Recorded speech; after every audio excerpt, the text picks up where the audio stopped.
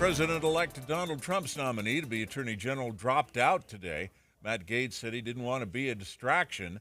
Trump is still pushing the nomination of Pete Hegseth as Secretary of Defense. Hegseth has been meeting with senators ahead of the confirmation process. Your money at this moment. The Dow Jones average has been soaring today, up 543 points right now. That's about 1.2%. The NASDAQ is up right now 36 points. And our KSL weather. We've got mostly cloudy skies, and it'll stay a little bit warmer than planning on next week. KSL News Time 101. You know what's great about KSL's traffic coverage? Trained traffic reporters and real listeners. Trading information and making the commute safer and faster for everyone. Every 10 minutes on the nines, we have you covered on KSL News Radio.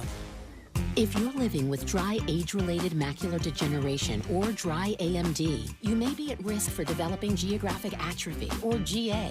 GA can be unpredictable and progress rapidly, leading to irreversible vision loss. Now there's something you can do to slow it down and get it going slower. Izervay is proven to slow GA progression. Izervay gets GA going slower. Izervay or avacincaptad pagel is a prescription eye injection used to treat GA. Don't take it if you have an infection or active swelling in or around your eye. Izervay can cause eye infection, retinal detachment, or increased risk of wet AMD. Izervay may temporarily increase eye pressure. Your vision may be impaired after an eye injection or exam. Don't delay. Ask your doctor about Izervay today. Izervay gets GA going slower.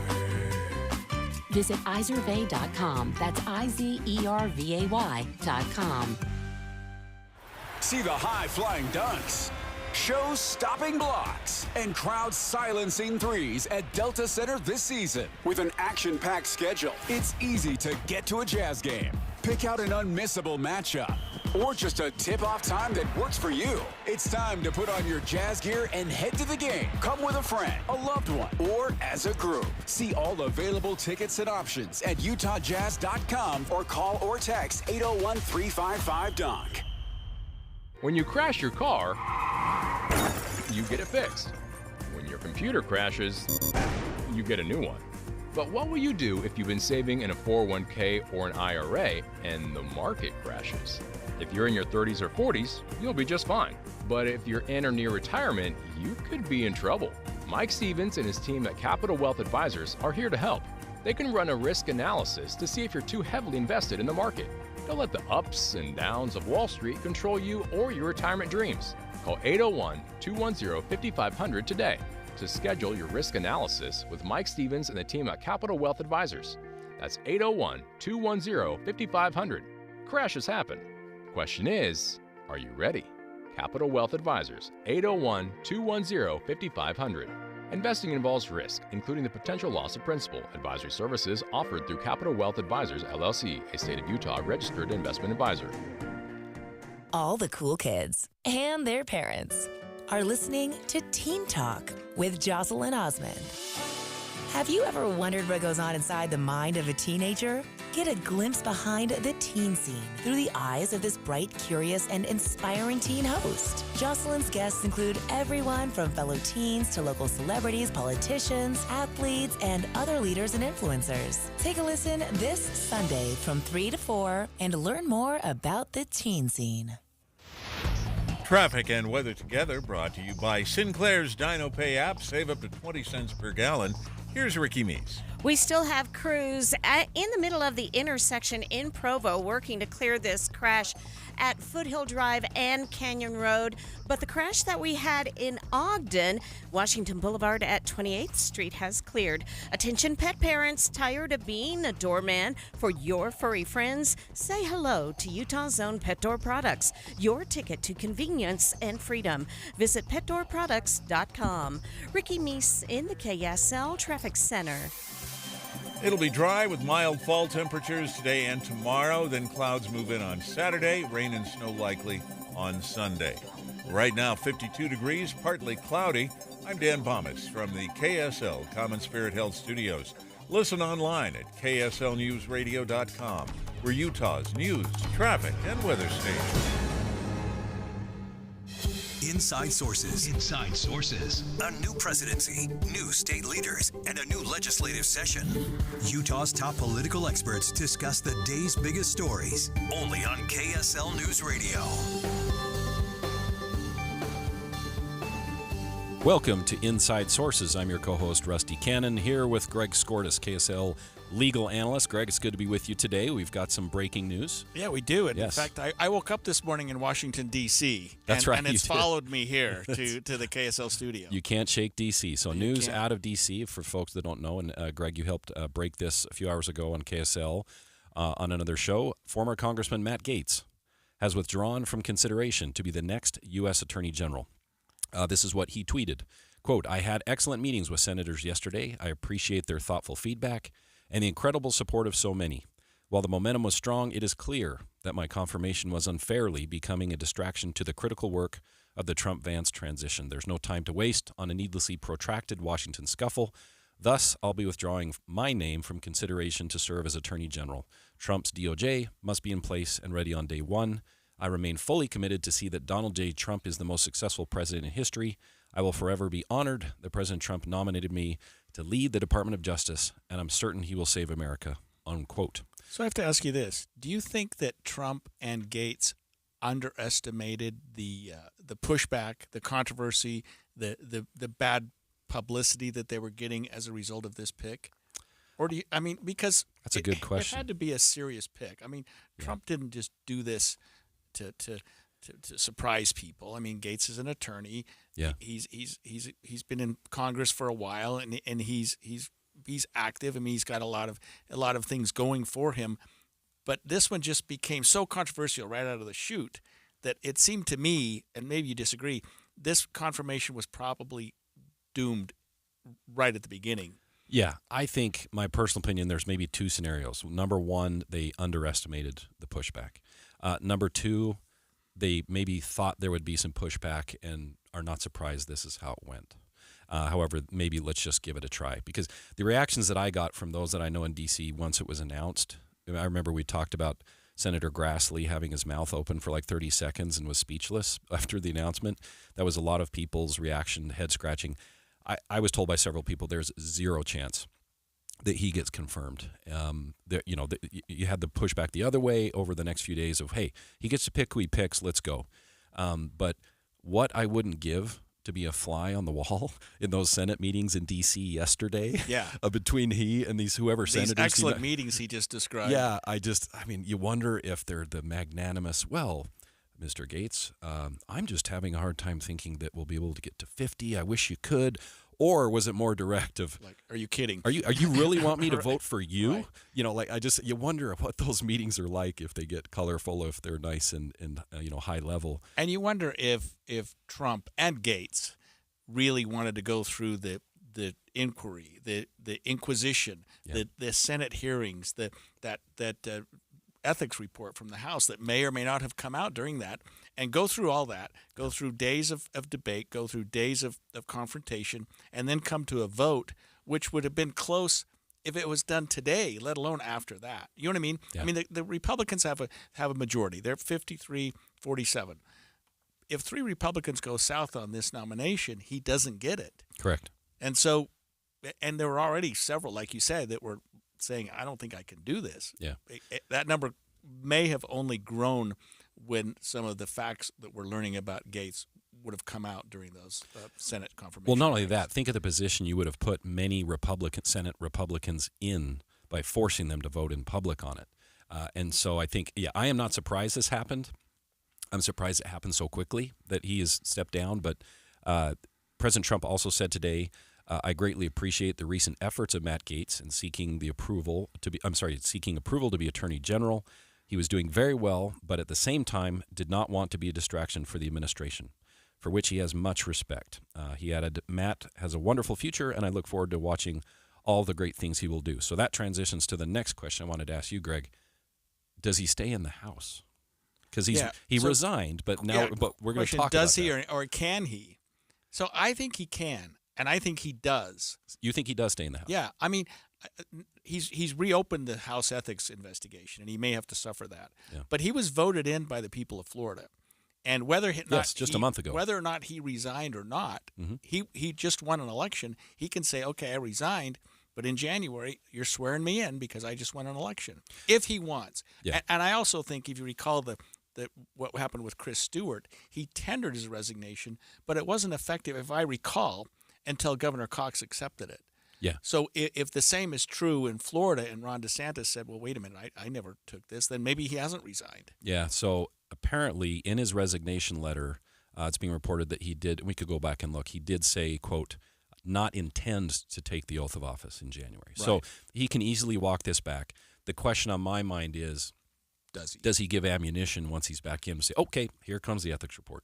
And a lot of his colleagues that maybe aren't as warm to his jive want to see the light of day and then have to go through that. However, I wonder if at this point he has been marked with these allegations to where what's the downside to him staying? You know what I'm saying? He's already perceived that way by many, and it almost emboldens him. And what's the downside to him staying in Congress? Staying in Congress. Because it's the cat's out of the bag. And the bad information is there. But it's almost like he craves this spotlight. Yeah. And I know it would be quite negative and all, but he can just continue to say it's unfair. I guess it would depend on what's in the report.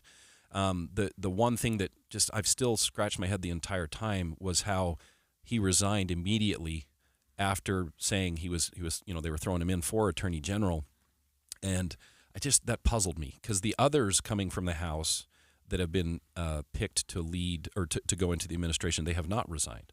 And I thought, well, it just seems like he did that to get rid of this ethics report. So it's really, you know what I'm saying? Right. So why resign unless your goal is to avoid the House ethics inquiry?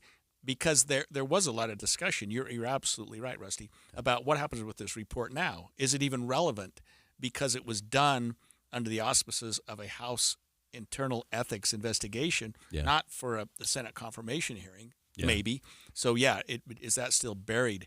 I mean, sometimes in my business, I represent a person who's in trouble with their job, and I say, look, rather than have the investigation continue, just quit and go get another job, and then you can say I didn't get fired in the course of this investigation. Well, let me ask you this legal question. So one thing he has been saying is that the DOJ looked at this and did not file charges. And that's true. And so with your legal expertise, does that really say, hey, there's no smoke or fire over there? To me, it doesn't, because what it says is the Department of Justice has a criminal standard. That's a much higher than an administrative standard or a Senate inquiry standard. Okay. You know what I mean?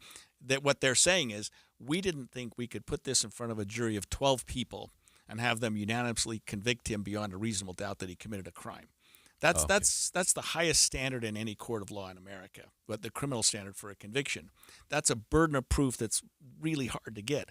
And maybe the victims were a little bit weird and didn't really want to come forward, although we did hear from a lawyer representing one of the victims who said, my client was paid for sex with Matt Gaetz while she was 17.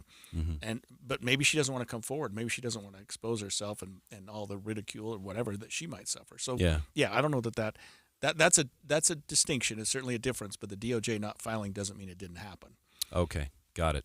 Well, and also interesting, the balance of power is so tight. It looks like the Republicans will have a 3-seat, maybe 4, but likely 3-seat majority. His seat would stay Republican from all that we've heard, and so it, maybe not a shift in balance, but he's literally not there now to vote, as far as I know, because he's resigned. But just a lot of that might play into it as well. All right, lots to talk about next on Inside Sources. We're going to stick with the legal topic, but we're going to come back to Utah.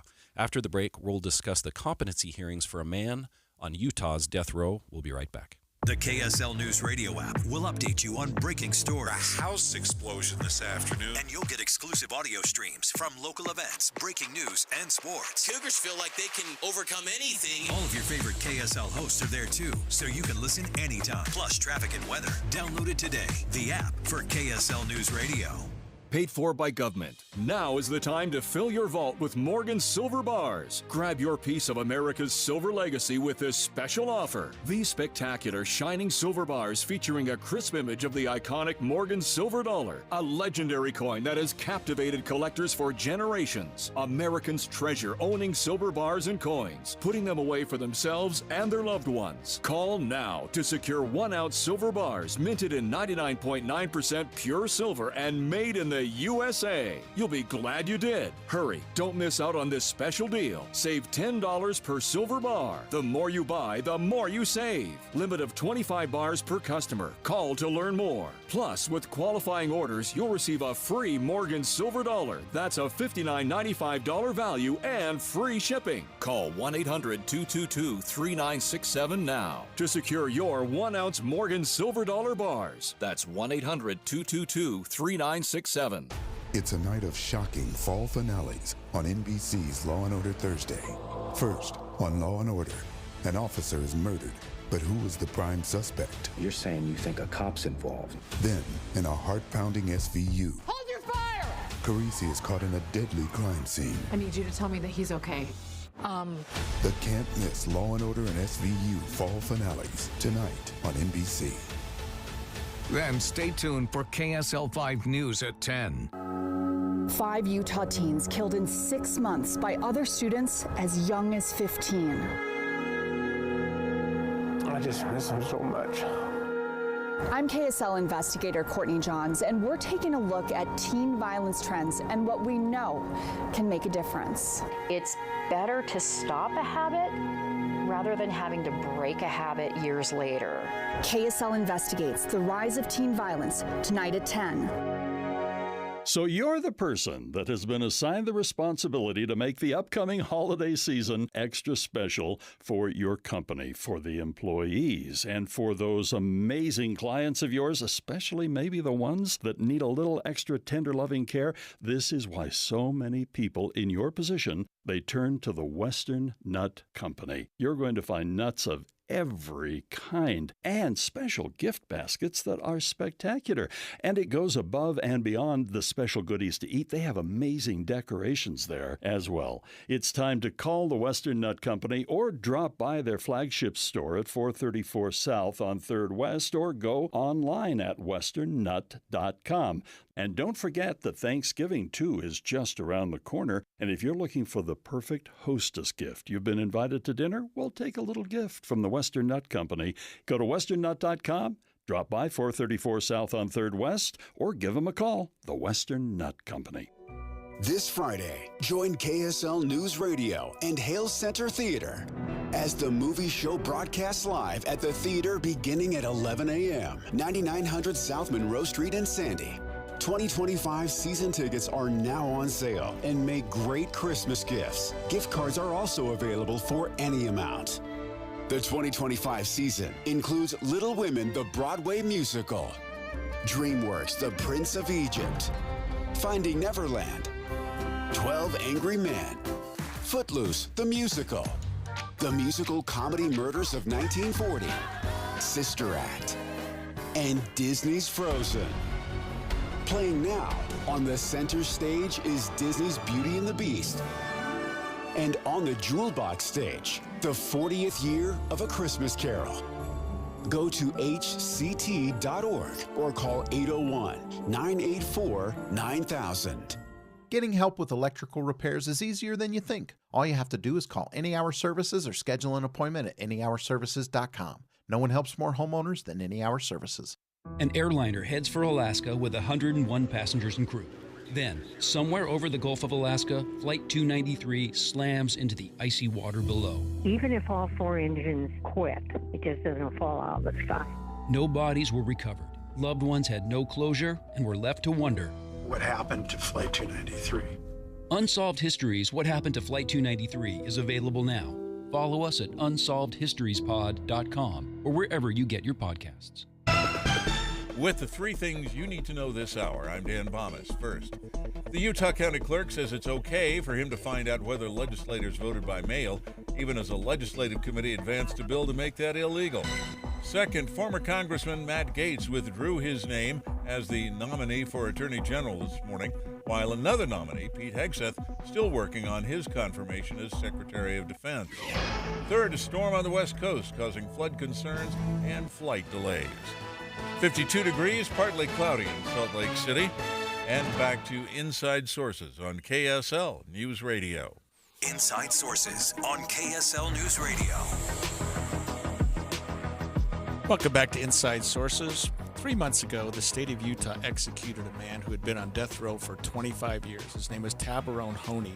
And today, we're hearing arguments about another man who's been on death row for even longer. I'm Greg Skordas, and I'm with Rusty Cannon this afternoon on KSL. And I want to talk about the conviction and pending execution of a man named Ralph Menzies. And Rusty, I'll tell you this is a case that I've followed my entire career because it occurred about the time I started practicing law. And really? I remember the trial. I remember everything that was going on. I worked with the lawyers on both sides. It was a very difficult case. He was convicted of for a 1988 kidnapping of Maureen Hunsaker. She was working at a gas station in Kearns at the time. He took her up to Big Cottonwood Canyon. She was later found tied to a tree with her throat slashed. It was 1988. I'd only been practicing law 6 years at the time, and it was a case that was sort of gripping because it was a death penalty case. We don't do a lot of death penalty cases. The Honey case that I mentioned a minute ago was the first execution in Utah in 14 years.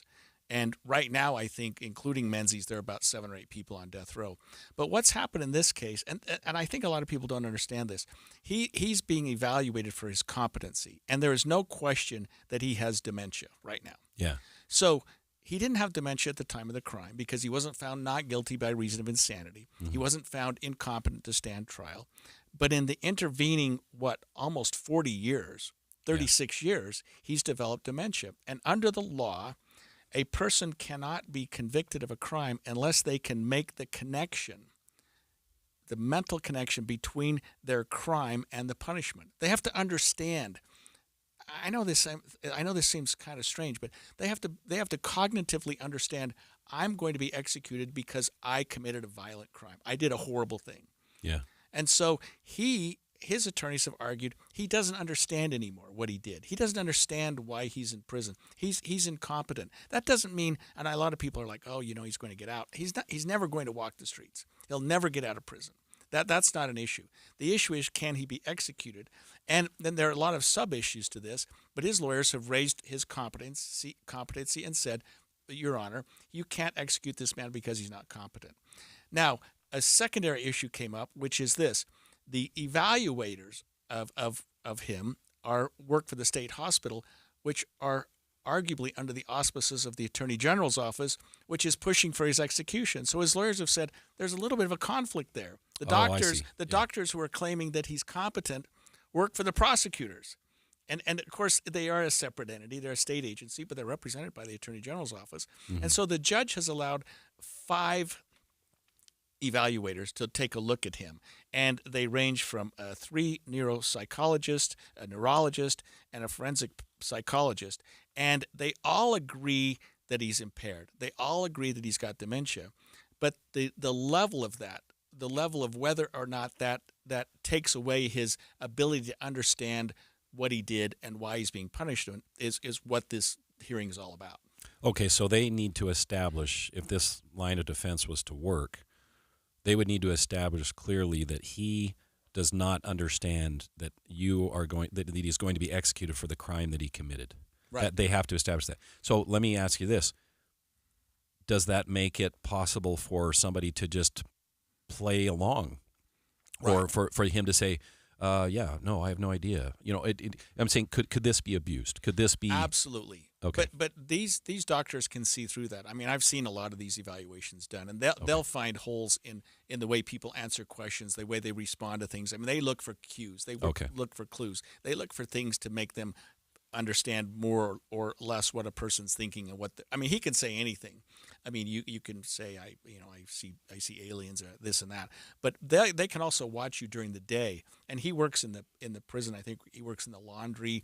He's able to operate the machines. He's able to feed himself, to clothe himself, to clean himself. Although there's some issues about whether he does, that other inmates have said he doesn't seem to take very good care of himself. But they can look at extraneous things to show that he's competent. He's able to carry on the functions that a normal person would during the day.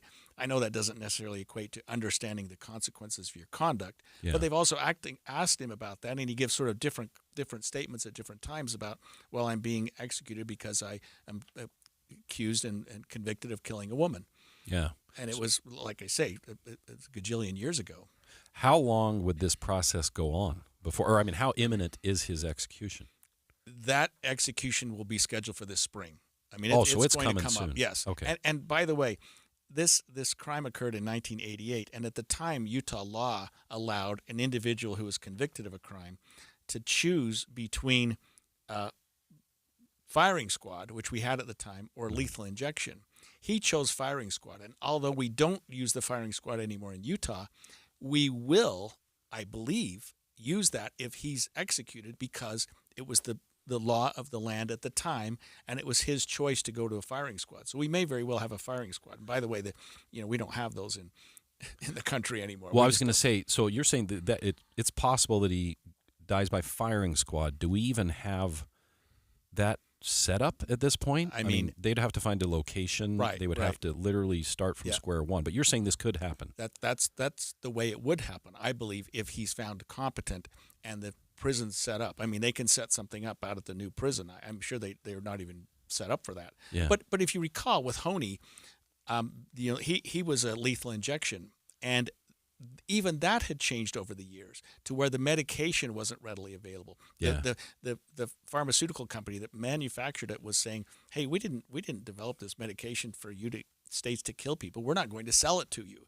And so the state said, "Well, we'll create our own concoction," and they had 3 different chemicals that they were going to use, and this and that, and then his lawyers were saying, "Well, wait a minute, that we don't know that that's tested or not." Ultimately, they found the original sodium pentothal or whatever it is that they'd used, and they executed him that way.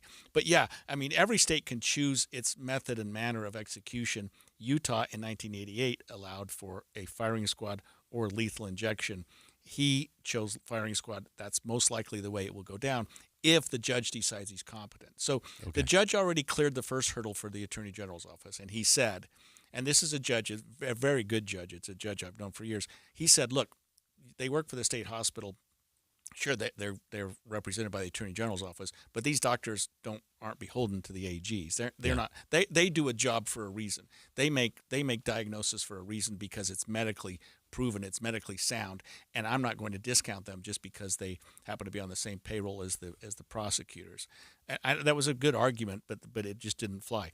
But there are 5 doctors now testifying, and the judge he's not going to just say, well, 3 went this way and 2 went that way. He's going to say, based on what I've heard, here's what I'm going to find. And he's got a tough decision to make, because if you consider what's going on here, these doctors have been testifying. They've been under strict cross-examination. I mean, Menzies' attorneys are going after them. Well, he doesn't understand this. He didn't appreciate that. And they've been really drilling them in their cross-examination. But one of the doctors says this. He understands that an execution is pending. He understands that it's pending on the charge of murder. He knows that the state wants to kill me because he knows that the state wants to kill me because I killed a person, and killing people is wrong. Now, if that's true, and that's what he said, that seems to acknowledge the competency. Yeah, that seems to make that connection that you mentioned. Whereas another doctor would say, well, he said, I didn't even do anything. I don't even know what you're talking about. I don't even remember this. And it was 50 years ago. Well, it wasn't 50 years ago. In other words, maybe he's not competent. So, yes, back and forth, medical experts. We'll see where that all shakes out. And I think the judge will make a ruling probably here in the next 2 or 3 weeks. And that will certainly be appealed at the Supreme Court level. Yeah, and there will certainly be another hearing with the Board of Pardons to see if he should be pardoned for this. And we'll see. When we come back after the break, while I was flying back from D.C., I read something about a group called Utah Rising, and I thought, Rusty will help me with that. We'll talk about it. Next, we're going to shift gears to Utah's economy and talk about how we stack in the nation and the plans to get to number 1 next. It's 1:30 at KSL News Radio. I'm Dan Bomas. KSL's top local story this hour. Some Utah residents now installing natural gas detectors after learning that a home in South Jordan suddenly exploded because of a gas leak. Utah Fire Marshal Ted Black admitted he doesn't have one in his home, but understands if it gives people peace of mind. The first thing I'd like is for people not to worry. Well-maintained equipment always functions better. So keep your equipment clean. Keep it well-maintained. Black recommends keeping combustibles at least 3 feet away from gas-powered appliances. Our top national story this hour from ABC News. An atmospheric river coming off the Pacific is slamming Northern California with a second day of heavy rain. Sonoma County is getting hit especially hard. Here's ABC's Alex Stone. Christian Oliva lives along the Russian River in Forestville and went to his local firehouse to get sand. I'm getting sandbags to stop the water from going in the house. How bad does it get? It gets pretty bad. Rain is expected to keep moving into Northern California into the weekend. Alex Stone, ABC News. Your money at this moment. The Dow Jones average has been up all day right now, 547 points as we approach the close of trading. The NASDAQ is up right now 53 points. And our KSL weather looks like we'll get sunshine off and on today and warmer temperatures for a day or two. That's next. KSL News Time, 1:31. We hope you have the right app on your phone for news. You probably have dozens. But the KSL News Radio app, well, it makes our live stream super easy. Plus, our talk shows are right there as podcast for your workday. That's the app for KSL News Radio. I let go of about 120 pounds. Mobility's back. When people see me, they're just shocked. You know, they always ask you, like, what'd you do? And I tell them, I came to Soda. It's accountability. These guys, I don't think I would have done it on my own if I didn't have their support. Find the proof at sodaweightloss.com with thousands of before and after pictures from real people who found lasting success with Soda Weight Loss. I am down 50 pounds in 11 weeks, and this program works. All you have to do is do what they ask you to do. The pounds melt off. It's amazing, and I feel great. Imagine getting on the scale every week and watching the pounds melt off, showing off your new look for the holidays. There's a reason Soda Weight Loss is the chosen weight loss program of the Dallas Cowboys organization and fans. Right now, get Soda's biggest savings of the year. Connect with a nutritionist today at sodaweightloss.com and ask about our holiday special. That's SOTA weightloss.com. Soda is, say it with me, state of the art. Seems like all this artificial intelligence stuff stirs up the age-old debate of man versus machine. Hi, it's Dan from the Good Feet store, and let me ask you, would you let a robot cut your hair? Would you rely on an app to teach a kid to ride a two-wheeler? Let's face it, some things require the human touch. People come to us seeking a solution to foot, leg, and back pain after trying all kinds of things recommended by in-store machines or website blurbs. An impersonal, generic approach to solving a problem that's unique to you. No wonder they usually don't work. At the Good Feet store, you'll meet with an arch support specialist who will take the time to learn about your needs, your feet, your lifestyle, and then fit you from over 300 models and sizes of arch supports, designed for pain relief, better balance, and more comfort. See what we can do for you with a free fitting. Just stop in or schedule an appointment. With over 200 stores, there's likely one near you. Find yours at goodfeet.com. The Good Feet store. Walk-ins welcome, or visit goodfeet.com for more information. Don't be worried. Be ready. KSL News Radio has partnered with Be Ready Utah to provide the plans your family needs for an emergency, the tools and supplies to keep on hand, and the knowledge on how to keep a cool head. It's Be Ready Utah. Listen to our show, Dave and Duchanovic, for Be Ready tips and tools. Or you can always find the latest preparation info at BeReadyUtah.gov. Be Ready Utah with KSL News Radio. Giving the gift of time during the holidays is a hallmark of the season, but the need for kind hearts and an extra pair of hands is here all year long. You Serve Utah is encouraging Utahns across the state to pledge now to serve those in need in the coming year. You and your family will help spread the holiday spirit long after the holidays have passed. When will you pledge? To sign up, visit www.userve.utah.gov. Traffic and weather together, brought to you by Sinclair's Dino Pay app. Save up to 20 cents per gallon. And here's Ricky Meese. Valley Freeway traffic rolling along and looking good, but downtown drivers, heads up. We do have lane closures in place due to a water main break on 9th South between 12th and 13th East. Searching for the perfect present? Give them an evening or afternoon of music by the Utah Symphony at Promotional Hall. Ricky Meese in the KSL Traffic Center.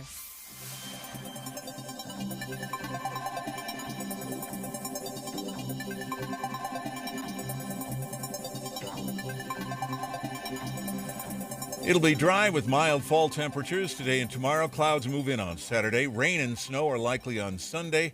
Right now, we're at 54 degrees. It's partly cloudy. I'm Dan Bomas from the KSL Common Spirit Health Studios. Listen online at kslnewsradio.com for Utah's news, traffic, and weather station. Inside Sources. Inside Sources. A new presidency, new state leaders, and a new legislative session. Utah's top political experts discuss the day's biggest stories. Only on KSL News Radio. Welcome back to Inside Sources. I'm your co-host, Rusty Cannon, here with Greg Skordas. Greg, as you know, Utah's economy is consistently touted as being one of the best in the nation, but leaders in the state want it to be the best in the nation. And we're going to talk next with Derek Miller. He's president and CEO of the Salt Lake Chamber. I know him well. He's a great friend of the show. And he is going to talk to us about a new group called Utah Rising that you mentioned as we got out of the last segment, Greg, and what they're going to do to try to make Utah's economy the best in the nation. Derek, thanks for joining us. Thank you, Rusty. Always a pleasure to be with you on the show. So tell listeners what this is about, Utah Rising. Who's in it and what are we looking to do? Well, you described it very well in this introduction that we're going through this era of prosperity that's really been unprecedented in our state the last 15 or 20 years. This is not just the Chamber of Commerce president giving it talking points. This is what the data shows us. Our job growth rate, our unemployment rate, and per capita income going up. And the question that we have to ask ourselves is, what are we going to do to keep it going? As both of you know, in economic development, you're usually reaping a crop that you didn't necessarily sow yourself. But what you are doing now is planting seeds so that people 10 and 20 years from now will continue this era of prosperity. So that's really the impetus behind Utah Rising, is what do we do to keep this era of prosperity going? And I would just also point out that this is a private sector-led plan from the business community. We know that in Utah, 9 out of every $10 in our economy comes from the private sector. So what I always say is, because it's the private sector that's driving our economy, it ought to be the private sector that's guiding our economy. Derek, we're often told that, don't mess up a good thing. And Utah's already number 1 or 2 or close to that. But you're talking about the future. I mean, we're already on the top of the game right now, thanks to a lot of forward-thinking people like yourself. Why this? Well, we have some opportunities, Greg, and some challenges on the horizon. Of course, when we think about our opportunities, we always think about artificial intelligence. How is that going to transform the economy? We think about some cool things that are happening here in our capital city with a sports, arts, entertainment, cultural district, bringing the Utah Hockey Club here, getting near the end of the Global Faith headquarters at Temple Square being finished, which is still the number 1 tourist destination in the entire state of Utah, which is saying something when you think about our 5 national parks and our dozens of state parks. And then, the University of Utah is thinking about a downtown campus. So there's some great opportunities on the horizon, but we also have challenges. And at the top of that list, I would put things like housing costs. This is both a water cooler and a dinner table topic. We have challenges with our energy future. We're reaching a tipping point where we really have to ask ourselves, are we going to have to start turning businesses away? Are we going to have to tell businesses that are already here that they need to constrain their growth because we don't have the energy production or the infrastructure to help continue this era of prosperity that we've enjoyed. So Utah Rising is all about taking advantage of these opportunities, but also overcoming the challenges that are already on our doorstep. So, Derek, it looks like there's about 6 different priorities that the group has, and it's been interesting to read. It makes me smile where they're mostly private sector solutions in making this happen. And it looks like workforce, transportation, you talked a little bit about livability and housing. But for instance, on workforce, it sounds like the group, one of the projects you'd like to undertake is for to get some more money into training mental health professionals and improving student to counselor ratios in the state and sort of improve our workforce there. Is that correct? That's right. And I should have said from the beginning, we have these 2 great groups that are helping us to put this plan together. And one is our steering committee. These are the top business leaders in the state, organizations and individuals whose names you would know well. We also have a technical committee that's made up of both private sector and public sector experts so that they advise us on these efforts. But through that advisement, one of the things that we recognized was that having a talented workforce is important, but we also need a mental fitness in the workplace. This should not surprise us because for years now we were saying that we had this rising generation. They were suffering from the most anxiety and the most depression than anyone else in grade school, and then it was anyone else in high school. Now it's anyone else in the workplace because these people were getting older, and so now we just have this challenge in the workplace with anxiety and depression. And so mental fitness in the workplace, but also in our schools is a top priority of Utah Rising. We're joined this afternoon by Derek Miller, President and CEO of the Salt Lake Chamber. And Derek, you mentioned housing costs as well, and that seems to be a topic that the legislature has tried to address, the governor's office has tried to address through agencies, and you're talking about here. What specifically can you tell us about what direction you all think the state should be going as it relates to affordable housing for people in Utah? Well, it wouldn't surprise you to hear a business person say this is about supply and demand. Everything in business is about supply and demand, and that is especially true in housing. Because we have a growing population on any given day, the fastest in the U.S., and that's not just because of people being born in Utah, but it's about people moving into Utah at higher rates than ever before. And everybody needs a place to live, whether that's an apartment, whether that's a condominium, whether that's a single family home. So at every level, every income level, and every part of our state, housing is a big issue. This is the one goal that we've said every other goal in our 6 areas has a 10-year horizon. This is the one goal that we know we can't take 10 years to get ahead of. So this one, we actually have a 2-year horizon. And to answer your question specifically, where we're focused is in 3 areas. One is meaningful regulatory reform and meaningful at the state level and meaningful zoning reform at a local level. And then getting the infrastructure to these places in these communities so that it's not just about having the right zoning in place and having reasonable regulations in place so that we're not inadvertently adding extra cost from the government, putting that price tag on homes. But also, if people are going to live there, they need roads, they need energy, they need water, they need all those things. So we want to focus on getting infrastructure to these places where homes can be built. Well, Derek, so is there a way that anybody can follow the work of the group to stay tuned to what you guys are working on? Absolutely, yes, and not just follow it, but be part of it. This is, as I said, 9 out of every $10 in our state's economy comes from the private sector. 9 out of 10 people in Utah who go to a job are working in the private sector. And so we want all these folks to be involved, and they can go to utahrising.com. We created a dashboard where you can see the goals, you can see what we want to accomplish, and you can follow the progress. But on that webpage, we also have ways that people can get involved and have their voice be heard as well. Excellent. Awesome. Thank you for joining us, Derek Miller, CEO of the Salt Lake Chamber. Thank you for joining us today. Thank you, gentlemen. All right. Do you like podcasts? If you do, you've got to check out KSL's podcasts, topics from true crime, news, politics, and even dating. Plus, our talk shows are all uploaded as podcasts, so you can listen to your favorite shows when Greg and I are on, right? And whenever you want, just go to kslpodcast.com or wherever you get your podcasts. All right, next on KSL Inside Sources, we're going to talk about Rocky Mountain Power. They have proposed a sizable rate increase, but the state has to prove it. And there was a lot of talk about that company up on the Hill yesterday. Stay with us. Why choose a Sleep Number smart bed? Can I make my side softer? Can I make my side firmer?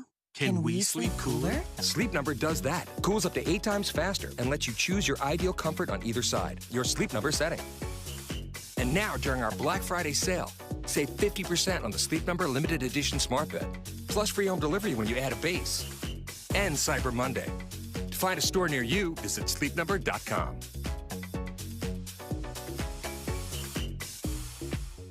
Everywhere you look, things are getting more expensive. So at Consumer Cellular, we're lowering the price for those 50 and up.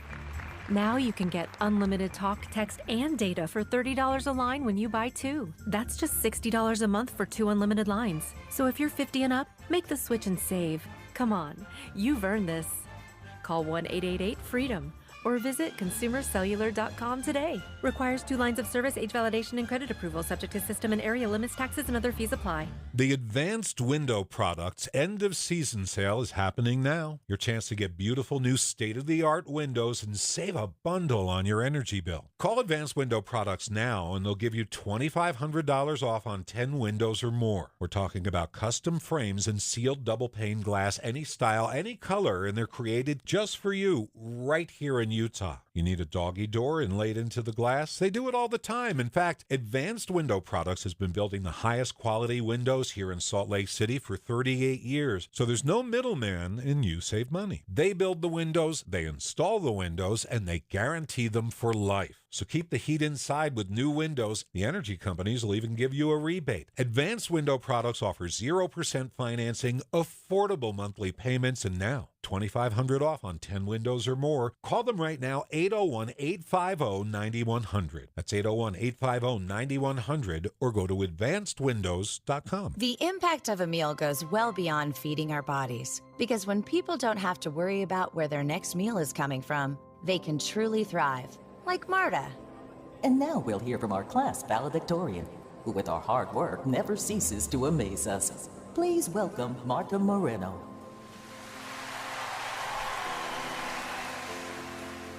And Alex. Hey, Alex, how did the interview go? I did it! I got the job! I can't believe it! I knew it. Let's meet up later to celebrate. And Diego. Mom! I got first place at the science fair with my volcano project. That's amazing, sweetie. Congratulations. Because when people are fed, futures are nourished, and everyone deserves to live a full life. Join the movement to end hunger at feedingamerica.org/actnow.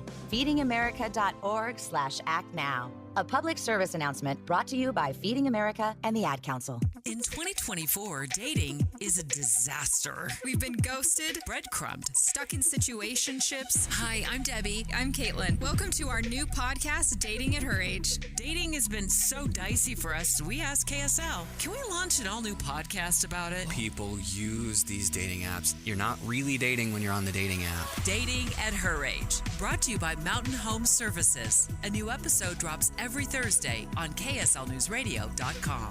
Common Spirit Health. Hospitals, clinics, and caregivers all connected to advance healthcare in Colorado, Kansas, and Utah.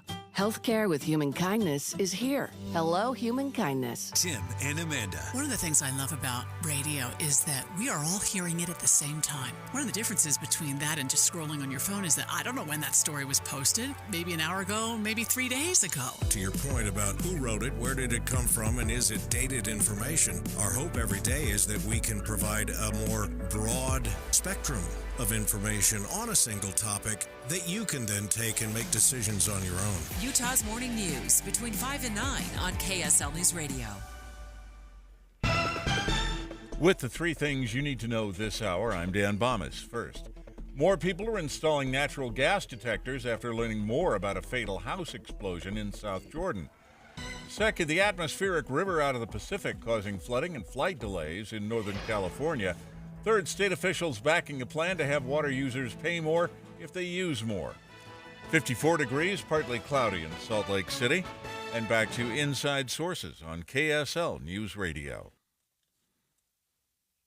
Inside Sources. Inside Sources on KSL News Radio.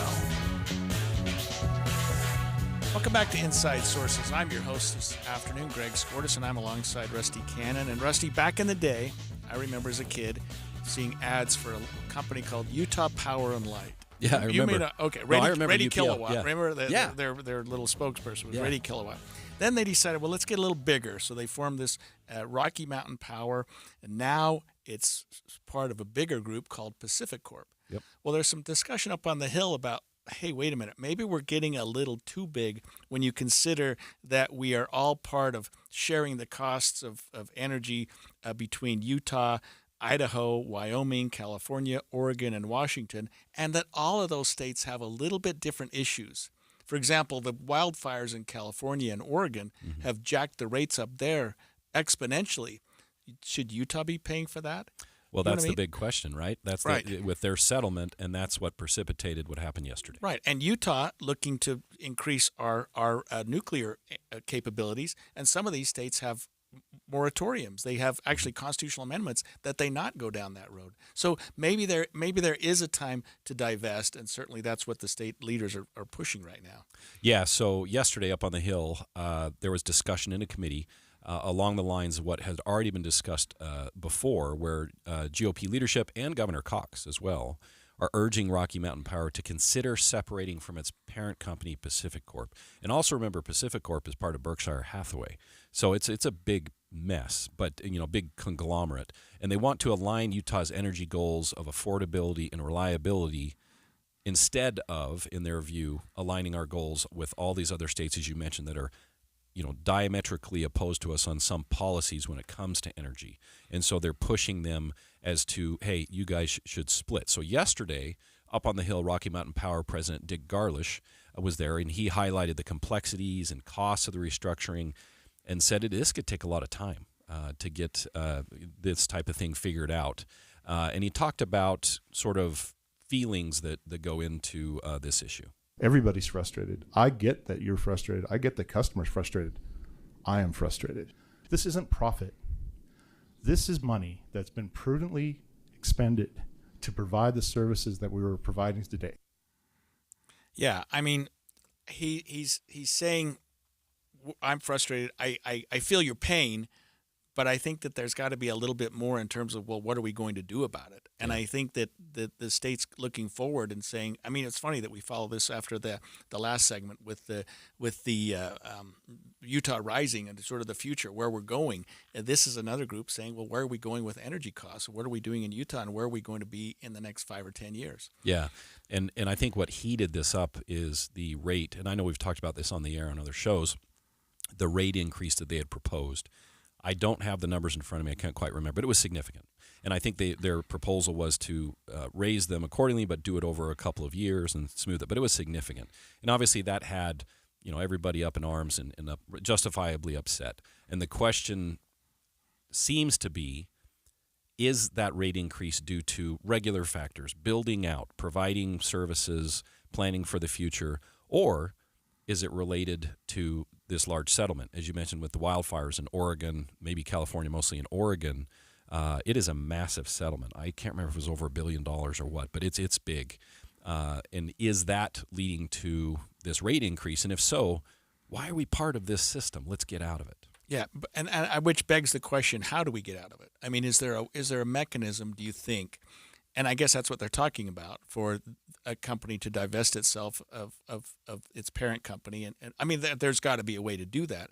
But I think that they're going to be pushing Rocky Mountain Power pretty hard to say, look, if you want to continue to be our provider, you need to divest yourself of Pacific Corp, because you're bringing a lot of baggage to our taxpayers and ratepayers here in Utah that maybe they shouldn't have to pay.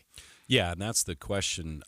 If you look at a public company like Pacific Corp, that is not an easy thing to unwind, right? You have right. That's the problem. Right. Yeah, it's these great legislators, I understand where they're going.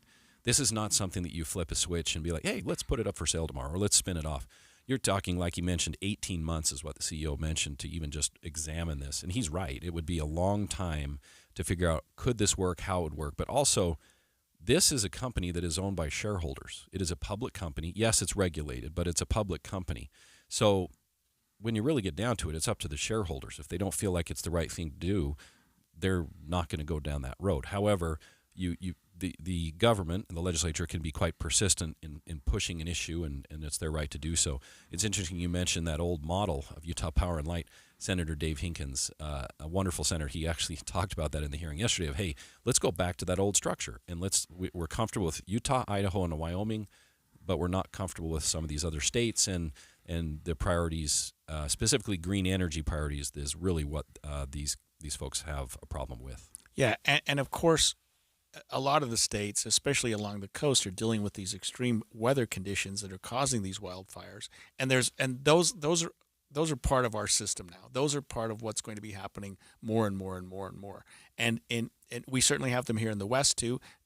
They just don't seem to cause the carnage that we've had along the West Coast. And like I say, that's something that's going to continue, and maybe it's time to divest a little bit. I don't know what the legislature is going to do or how far they can push this and how far Governor Cox is willing to take this. But, I mean, this is something that we certainly need to be talking about. Well, and this is a big economic driver. It seems a little in the weeds, but I tell you, this matters as companies consider relocating operations to a state.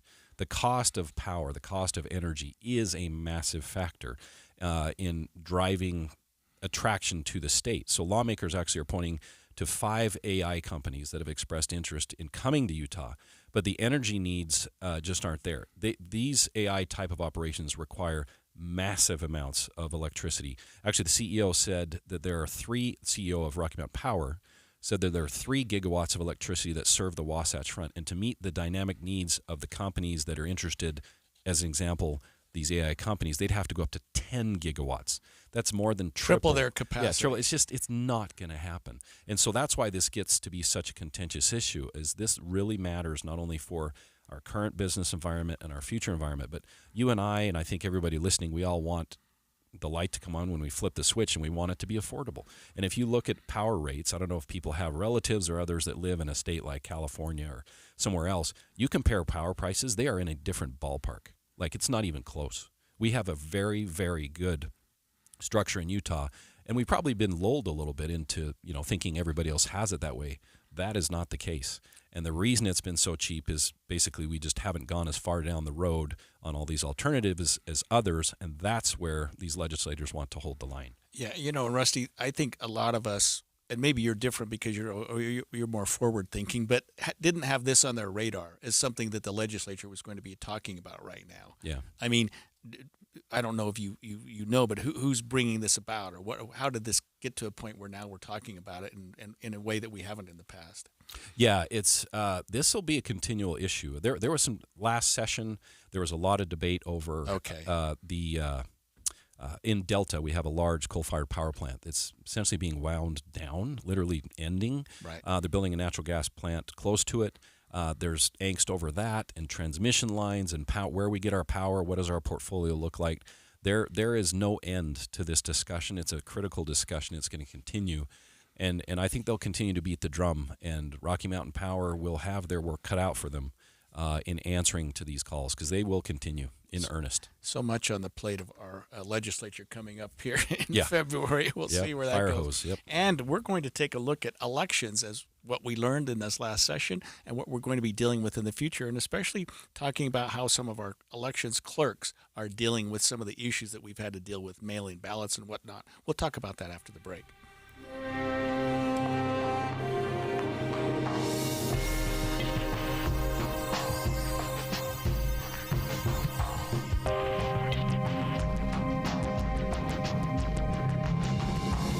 KSL FM Midvale. KSL Salt Lake City. From the KSL Common Spirit Health Studios, this is KSL News Radio.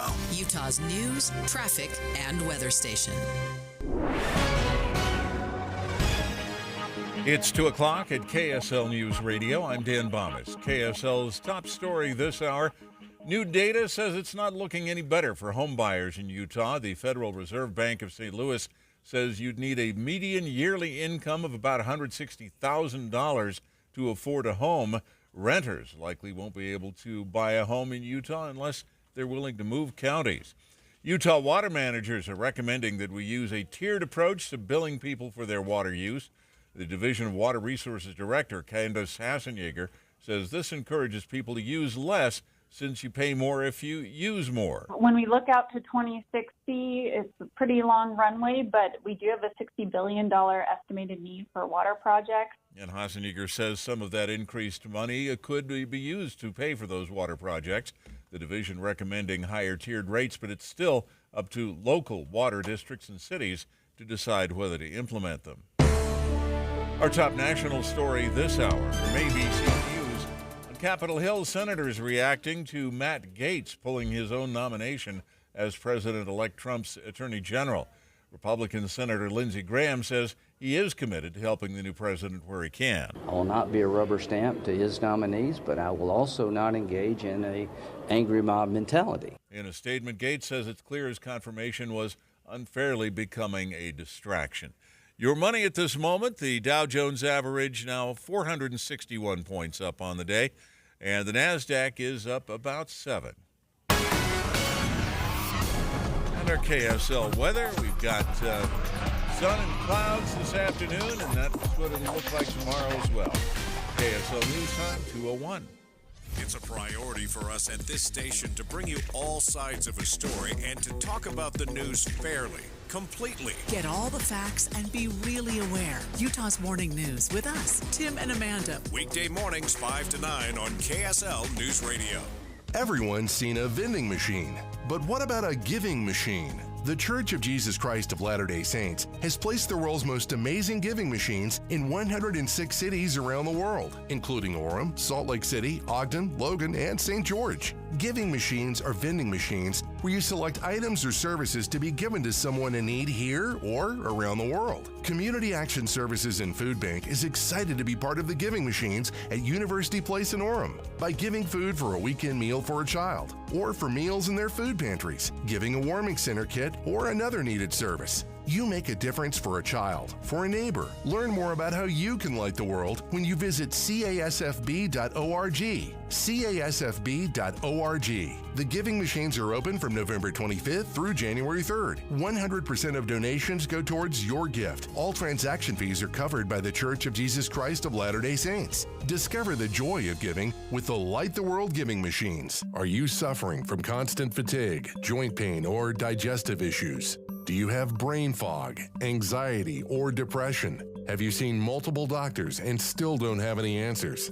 Have you been told over and over your blood tests are normal, but you're just not feeling well? Transformative medicine uses specialized testing to find the root cause of the problem and then cutting-edge therapies to treat it. Call Transformative Medicine today at Talk to Doc. That's Talk, the number 2, DOC, and receive a free consultation.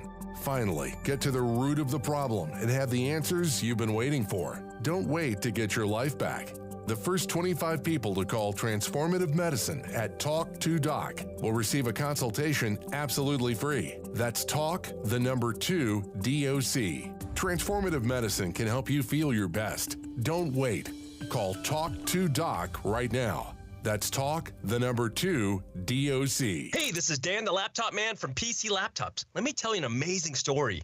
Last week, a customer came in. They were a creative director for an agency, and they were frustrated that their old, slow computer wasn't processing their files quick enough. He had a big project due and could not afford any delays. Well, we hooked him up with one of our new, powerful 2025 desktops for only $999, and he was able to complete his project with ease. Take one home today. The new 2025 S1 desktop or SM3 laptop for only $999. You heard that right, $999. You get a blazing fast processor, 16 gigs of RAM, and over a terabyte of blazing storage for $9.99. What else do you get? Lifetime service warranty, and we have 12 months special financing on approved credit. Hurry in right now because supplies are limited, because at PC Laptops, we love you. Just check us out at PCLaptops.com. $9.99, PCLaptops.com. Traffic and weather together brought to you by Sinclair's Dino Pay app.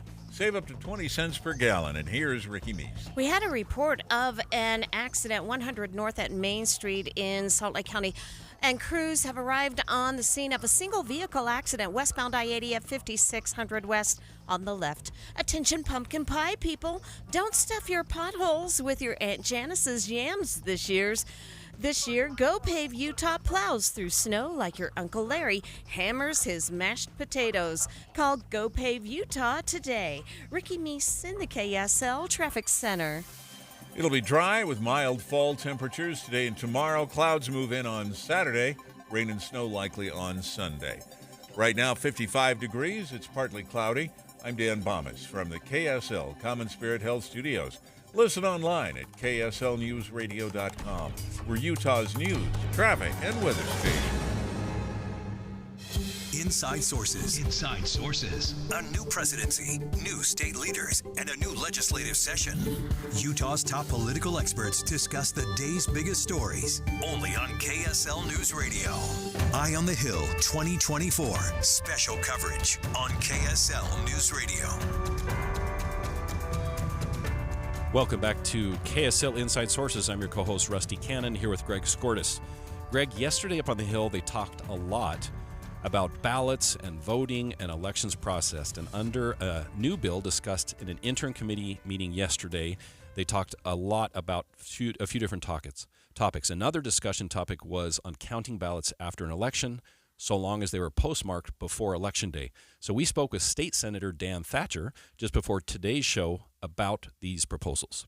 All right, Senator Thatcher, an eventful day yesterday at committee meetings up on the Hill.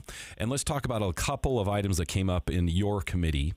First of all, it dealt with a bill from Representative Gaetz that deals with privacy of voting. Tell listeners about what that was about. Well, I think enshrined in our Constitution is our right to a private, secret ballot. I mean, can you imagine what would happen if your ballot was made public and you faced retribution or punishment from people you didn't vote for or from friends or neighbors? I mean, it's crazy. The secret ballot is a hallmark of a republic, a democratically elected republic. So the idea that an elections officer could use his position and his ability to get information that otherwise would be private, I mean, he had people's ballots in their hands and knew whose ballot they were. That's concerning. Yeah, so this stems from a week before Election Day. Aaron Davidson, the Utah County Clerk, he told the Deseret News that he had tracked how some elected officials had mailed in their ballot, whether they used a stamp or not, and was sort of making a list. Stephanie Gaetz was one who was confronted by him. Well, at least she had a conversation with him about that and discovered that. And then also Senator Mike McKell. So Davidson, he oversees elections in Utah County, and that's what precipitated this. So the bill, it sounds like, sailed through committee and would be on its way to the floor at this point, correct? Well, at this point, I don't think you really can argue against it. Look, there were a lot of bills we had yesterday that have good and bad on both sides. To me, this is a pretty one-sided issue. I hope we can all agree that if an elections officer, whether they are a noble crusader, fighting evil, or whether they are malicious and vindictive, can we agree that it is grossly inappropriate to single out a specific individual and say this is how they voted? So, Senator Thatcher, in theory, it sounds great. Voter privacy, secrecy, confidentialities. How does the nuts and bolts of this work? I mean, what does the legislation look like? Primary thing that it does is it actually specifically prohibits. So he could hypothetically argue that it's not prohibited in code. I would argue that it's prohibited by the constitutional right to a secret ballot. But one could hypothetically make the argument, if they were trying to make an argument, that it's not prohibited. And that which is not prohibited is presumed permitted. I would argue that the Constitution is greater and covers this issue. So we are making it explicit in the code, not just that it's prohibited, but that it is an actual crime to do. Yeah, it assigns a Class B misdemeanor to it, which can be up to 6 months in jail. So that has some teeth. But I do think, make no mistake, it's not permissible now. It's just right. not That was my point. Right. In that section of the code.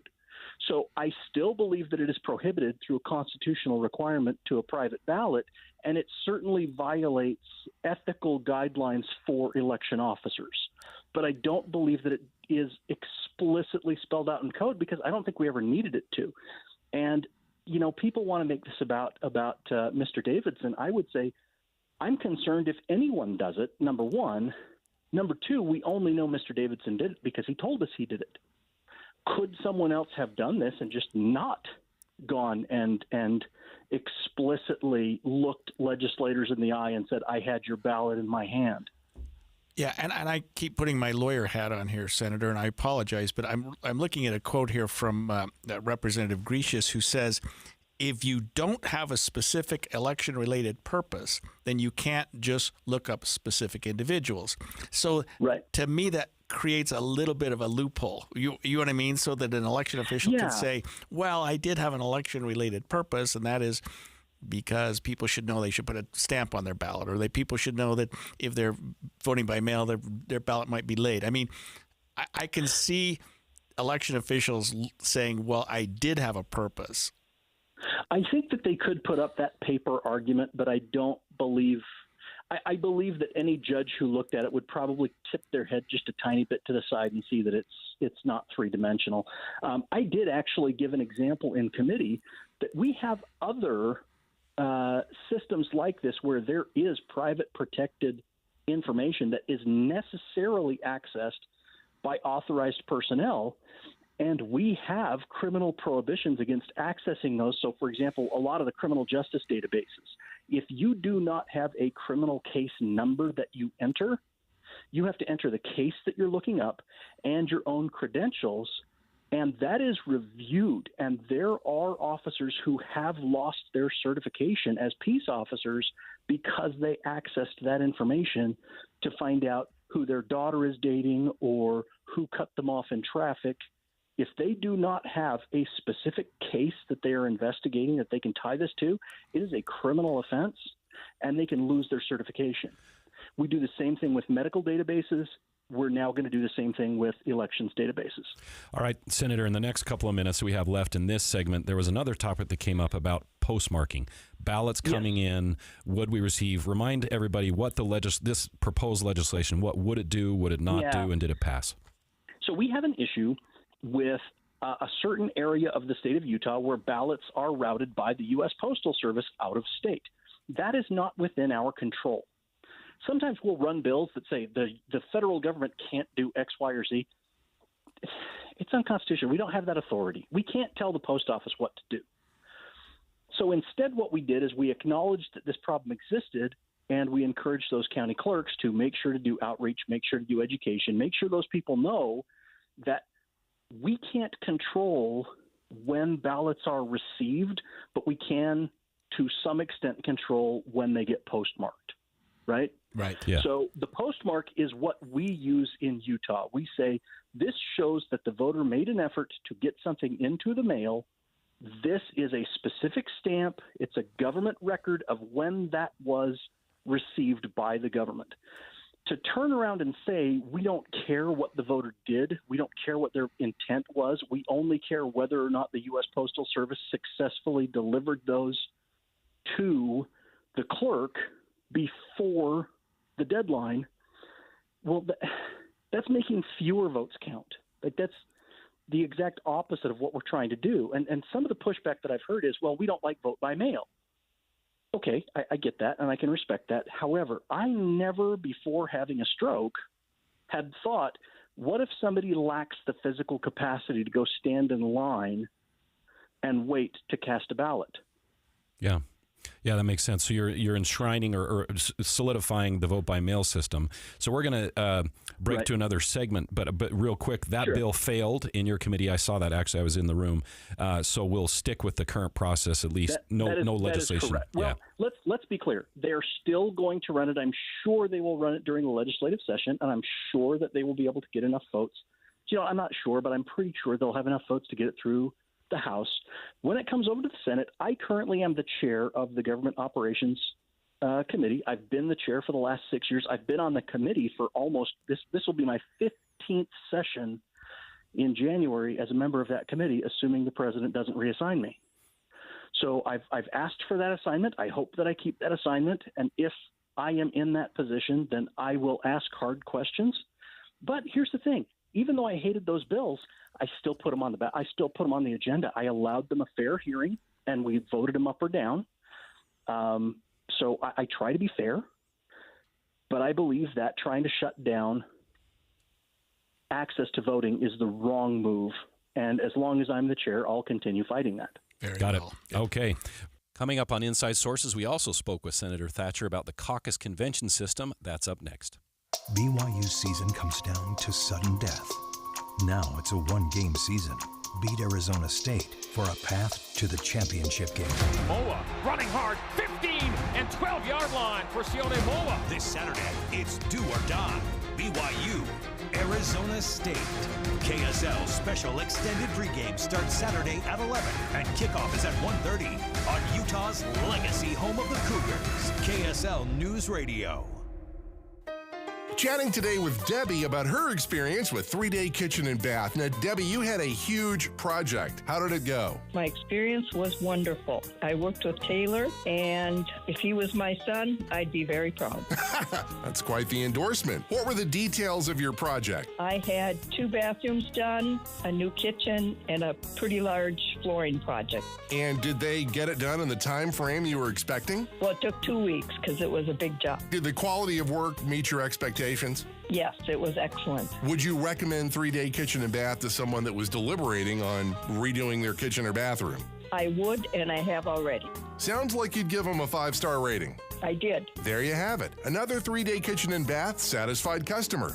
Request your in-home consultation today at 877-229-8829 or online at 3daykitchen.com. It's about time at 3-Day Kitchen and Bath. Don't you deserve health care you can count on? Well, you can count on United Healthcare with Medicare plans that fit your life today and as your needs change tomorrow. You can enjoy reliable coverage and low out-of-pocket costs with a Medicare Advantage plan from United Healthcare. United Healthcare Medicare Advantage plans. Made for Utah, trusted everywhere. The Medicare annual enrollment period ends December 7th, so go to uhc.com/Medicare today. This Thanksgiving weekend, the Utah Symphony's annual Messiah Sing-In returns. This event is more than just a tradition. It's an unforgettable experience. Lend your voice to the famous Hallelujah Chorus as the majesty and holiday spirit resonates through Marisa Bravenel Hall. November 30th and December 1st at 7:30. Learn more at utahsymphony.org. Any Hour Services can help you make sure your furnace keeps you warm this winter. Whether you need a tune-up, a repair, or a second opinion about replacing it, call Any Hour Services or visit anyhourservices.com. An airliner takes off from the Pacific Northwest, carrying 101 passengers and crew. Most aboard Flight 293 are active-duty military and their families, headed to Cold War assignments in Alaska. Surveillance of the Soviet military buildup. But somewhere over the ocean, with no distress call, the airliner plunges into the icy water below. Even if all 4 engines quit, that aircraft would fly. There were no survivors and no bodies were ever recovered. For decades, loved ones were left to wonder what happened to Flight 293 and why hasn't there been any follow-up. The government turned its back. Passengers and crew of Flight 293 were forgotten by everyone, except their families. Unless we pursue it, we will never be issued a true explanation. Unsolved Histories, What Happened to Flight 293 is available now. Follow us at unsolvedhistoriespod.com or wherever you get your podcasts. With the three things you need to know this hour, I'm Dan Bomas. First, new data shows a family in Utah needs an income of $160,000 a year to buy a median-priced home. Second, people who use more water would pay more under a plan from state officials. And third, one key Republican senator says he won't be a rubber stamp for President-elect Trump's cabinet nominations. 55 degrees, partly cloudy in Salt Lake City. And back to Inside Sources on KSL News Radio. Eye on the Hill 2024 special coverage on KSL News Radio.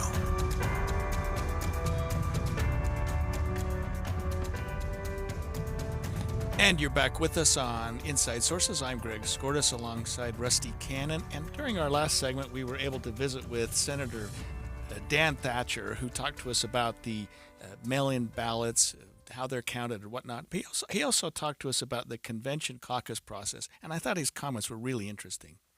As a secondary, or I guess maybe a tertiary argument or proposal, Dan, can you talk to us about what's going on with the caucus convention system or argument, or what Sure. what the legislature is doing about that? Look, the first thing I'll say is, look, I have been a caucus convention participant since 2004. Literally 20 years I've supported the caucus system. I was elected through the caucus system. I am the last senator remaining that voted against SB 54 when it passed. However, there was a presentation that was brought to my committee, and leadership kicked it the first time. The second time, my committee, the House members in my committee, basically moved the agenda so that we couldn't hear the report. Well, the report, I think, is important, and people need to be asking questions. And it started with the premise that in 1943, there was a lawsuit brought by Thurgood Marshall against the Democratic Party where they were prohibiting participation from certain individuals through their caucus system. They argued, we're a private organization, we can do whatever we want. The Supreme Court disagreed. They said the second you start doing elections, they said, well, they're not elections, they're nominations. They're private party nominations. They said, hogwash, it's a de facto election.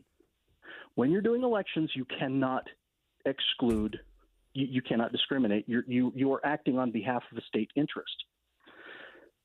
Well, our caucus system probably violates that.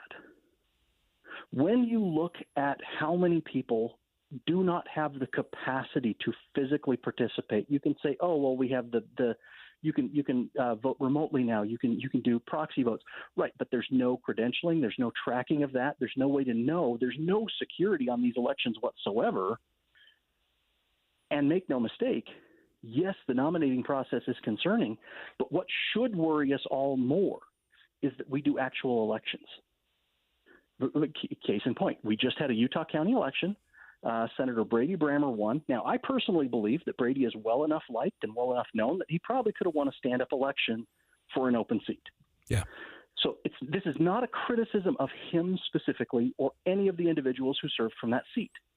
But it was a private election held by a private organization with private rules, with no oversight, with no ballot security, and the public was not invited to participate. And that election seated a senator.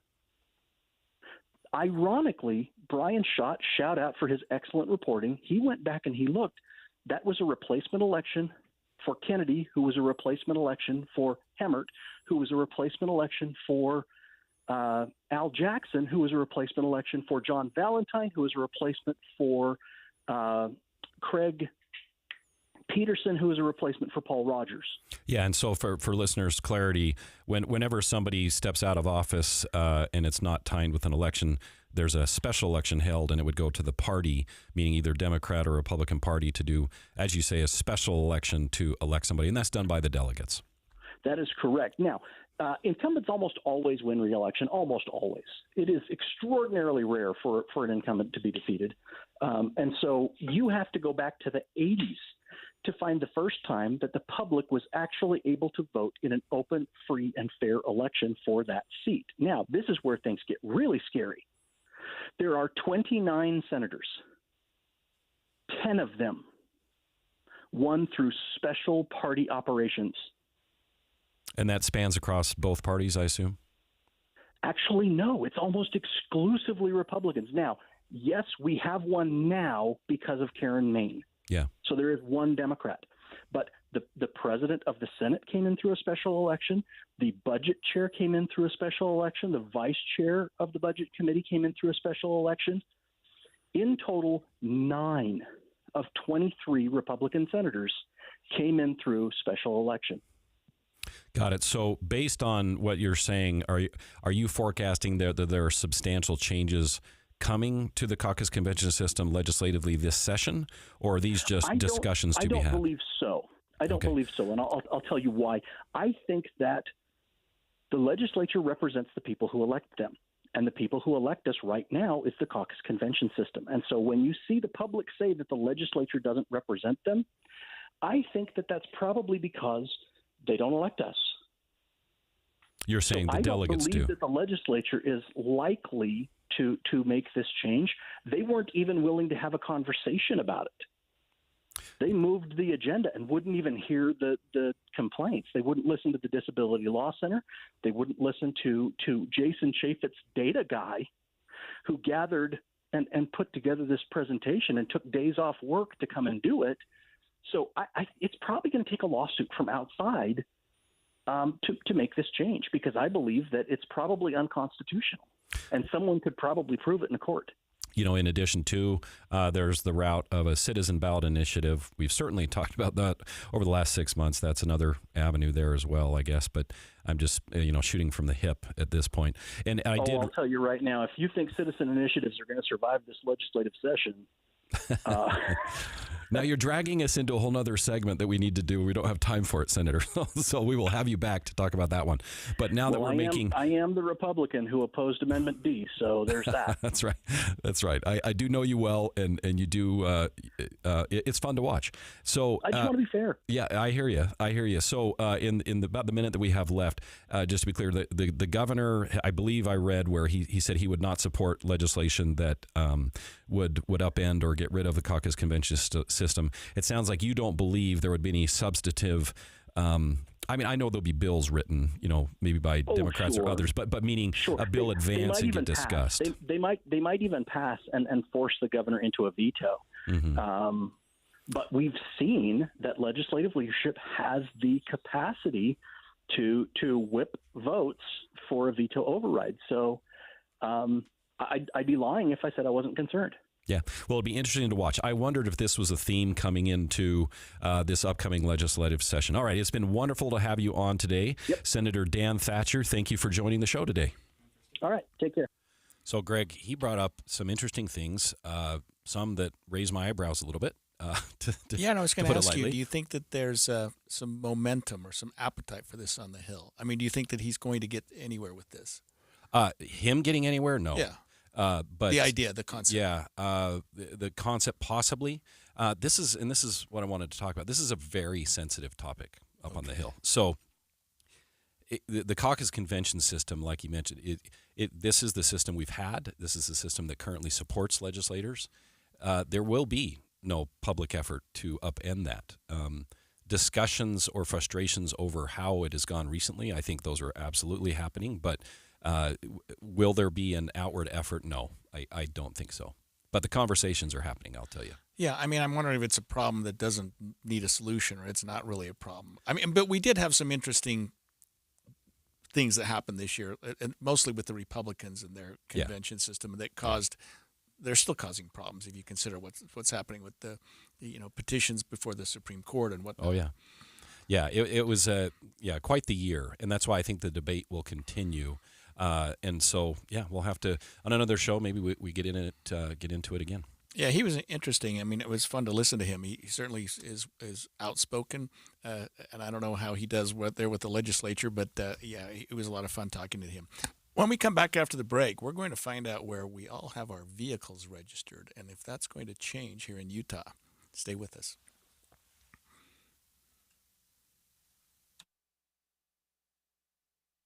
Tim and Amanda. One of the big differences, I think, between reading a story online and hearing it from us, Tim, is that, you and I are allowed to share a reaction.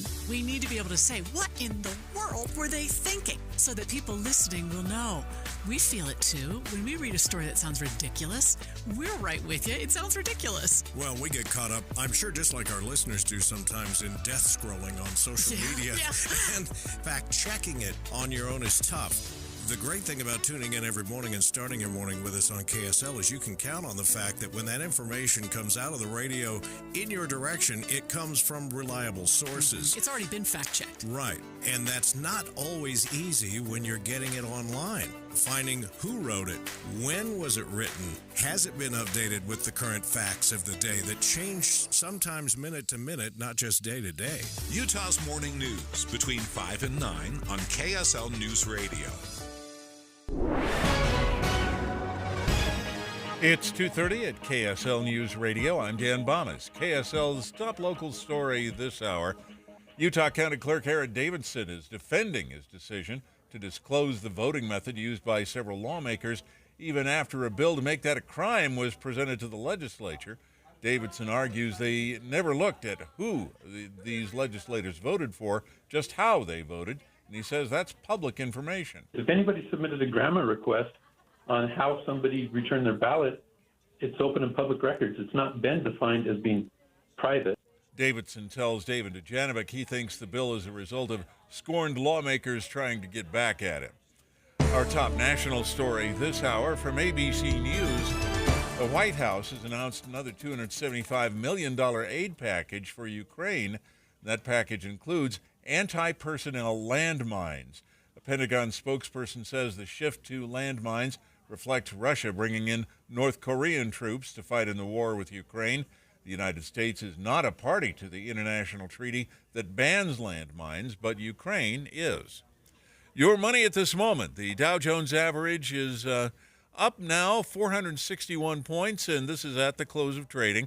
NASDAQ up just 6 points. The S&P 500 up 31. And our KSL weather looks like we've got a couple of partly cloudy days, and then a bit more rain moves in. That's next. KSL News Time 2:31. Here's a way to get breaking news updates anywhere you go. At the store or in a work meeting, you can get breaking news on your phone. You can quickly read it, swipe, or click for more. It's super discreet, super fast. That's the app for KSL News Radio. Get up to a 30% upfront bonus to use for your retirement income, or up to 12% per year to help grow your retirement income. Whether you're in retirement or will be retiring within 10 years, Trajan Wealth can offer some of the highest guarantees in the business. I'm Jeff Jr. with Trajan Wealth, and I know no one wants to work forever. We all need to retire someday, and I know you've worked hard for your money, so now is the time to guarantee it. Take advantage of up to a 30% upfront bonus for your retirement income, or up to 12% per year for retirement income. Don't woulda, shoulda, coulda. Get up to a 30% bonus just for opening an account, or up to 12% per year for retirement income. Don't leave your retirement to chance. Retire the right way, the Trajan way, with Trajan Wealth. Call Trajan today at 801-899-7600. That's 801-899-7600. Annuity guarantees are based on the claims paying ability of the issuing insurance company. DBA in most states says Trajan Wealth Insurance Solutions. Well, finally, you can really feel fall in the air. The weather is confirming it, and that means that the holidays are just around the corner. It is not too early to get into the Western Nut Company and take care of all of the things you're going to need for the holiday season. Taking care of your company employees, your clients, personal gifts for those in the neighborhood. The Western Nut Company has been a tradition now for over a half a century. For our family, it just wouldn't be the Christmas season without Western Nut. You can choose from an amazing assortment of the finest nuts the world has to offer, all roasted and packaged and ready to go right there at their flagship store in downtown Salt Lake City, 434 South on 3rd West. And then soon we'll be looking for the kiosks. You can call, you can go online.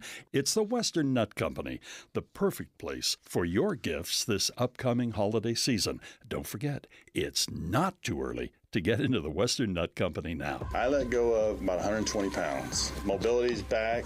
When people see me, they're just shocked. You know, they always ask you, like, what'd you do? And I tell them, I came to soda. It's accountability. These guys, I don't think I would have done it on my own if I didn't have their support. Find the proof at sodaweightloss.com with thousands of before and after pictures from real people who found lasting success with Soda weight loss. I am down 50 pounds in 11 weeks, and this program works. All you have to do is do what they ask you to do. The pounds melt off. It's amazing, and I feel great. Imagine getting on the scale every week and watching the pounds melt off, showing off your new look for the holidays. There's a reason Soda Weight Loss is the chosen weight loss program of the Dallas Cowboys organization and fans. Right now, get Soda's biggest savings of the year. Connect with a nutritionist today at sodaweightloss.com and ask about our holiday special. That's SOTA weightloss.com. Soda is, say it with me, state of the art.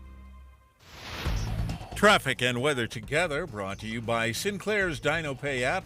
Save up to 20 cents per gallon. Here's Ricky Meese. A small accident in Sandy, northbound I-15 prior to 90th South, already in the cleanup stages. But on the southbound side of I-15, it's already getting busy and slow, especially as you're approaching 7200 South. Stay hydrated with Relight Hydration, packed with essential electrolytes, trace minerals, zero sugar, and great taste. Relight stands out from other hydration options. Relight is available at Harmon's or Redmond.com. Ricky Meese in the KSL Traffic Center. We have mild fall temperatures today and tomorrow, then more clouds move in on Saturday. Rain and snow are likely on Sunday. 55 degrees, mostly cloudy right now. I'm Dan Bomas from the KSL Common Spirit Health Studios. Listen online at kslnewsradio.com. We're Utah's news, traffic, and weather station. Inside Sources on KSL News Radio. Welcome back to Inside Sources. I'm your co-host, Rusty Cannon, and I'm here with Greg Skordas. Greg, I'm going to start by asking you a question. Do you find it odd that we seem to have so many residents of Montana driving around the streets of driving Utah? around in Utah, right? And Oregon. Yeah, exactly. A lot of people from Oregon and Montana are driving their cars in Utah. And I've sort of always understood the Oregon thing, but you tell me Montana's the same thing. Yeah, Montana is. What do they not have in Montana? Sales tax. No sales tax. So that's going to get to our next subject. So we talked about this, I think, back in September when it came up at an interim hearing. And then this subject was pushed forward again as they're getting ready for a bill on it. So this is our public service announcement. We're letting everybody know out there that if you are driving around with a Montana plate, you're going to want to listen. So here's the story, Greg, is they have found that a large number of people, they're estimating it that is about 16,000 vehicles in Utah across the state are telling their insurance company that it is a Utah vehicle. So when you register your car, when you line up insurance for your car, you tell your insurance company where it's used, right? Where it's licensed, in Utah, right. licensed. Yeah. And in Utah, because of our great uninsured motorist laws, you verify with the tax commission that you have insurance. So they already have the data that your vehicle is insured here in Utah.